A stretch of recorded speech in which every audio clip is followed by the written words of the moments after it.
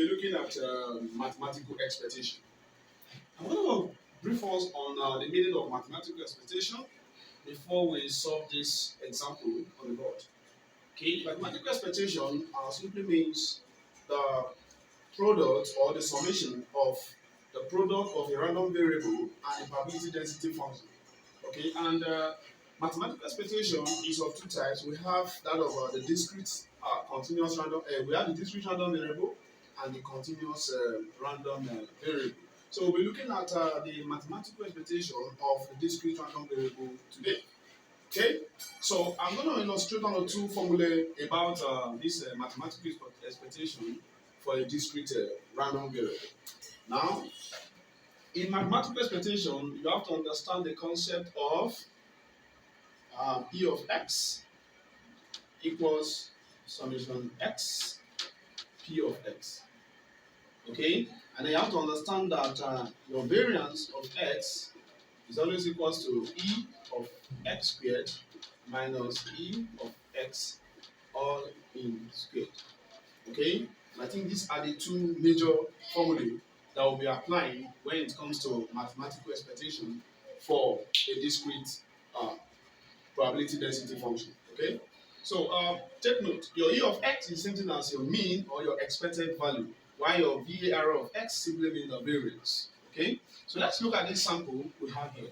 So if you go to the probability distribution table, we have this now, find the expected value of x, and then we have the variance as well.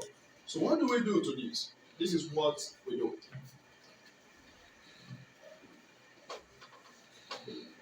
Okay, for us to be able to obtain the expected value of x, what we do is this. Remember figure 1.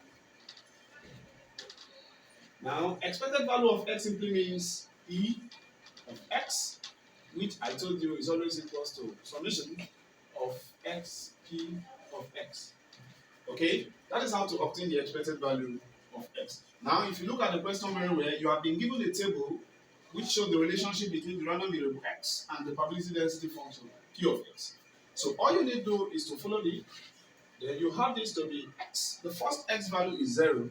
So you have 0 multiplied by the p of x now. P of x that corresponds to 0 is 1 over 4. So you have 1 over 4 here plus. I'm adding because of this summation sign there. And then the next x value is 1. So you have 1 multiplied by 1 over 2. Okay? And then plus the next x value is 2.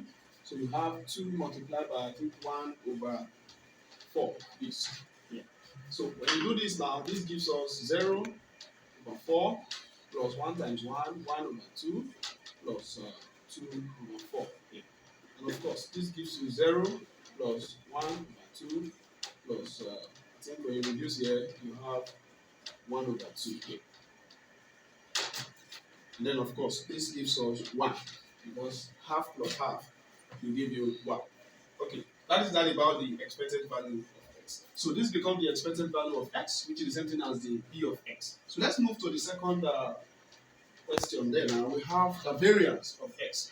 So to obtain the variance, I told you that variance of x is always equals to e of x squared, okay, minus open bracket e of x all in squared this way.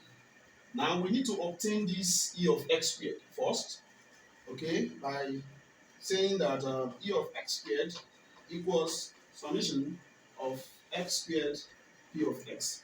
Okay, because if e of x is x p of x, it means that e of x squared will be what? Summation of x squared p of x. And then from here,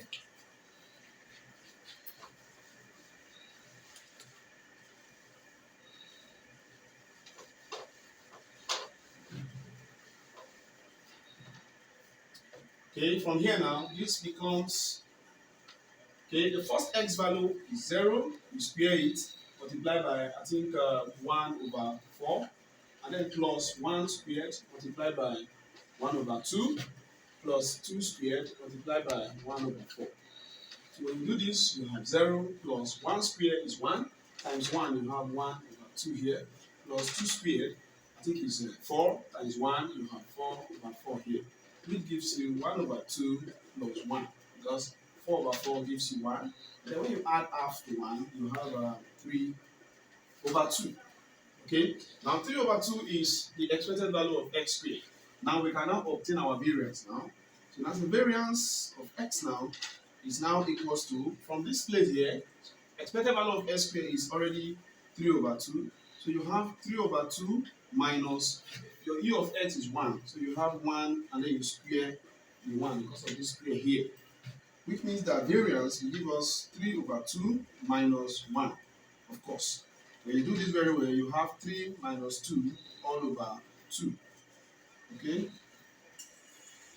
Which will give you 1 over 2.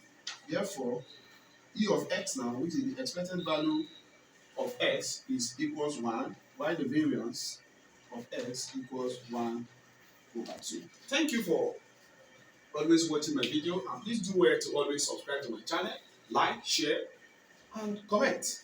If you have any question pertaining what I've done, please do well to ask your question. Thank you.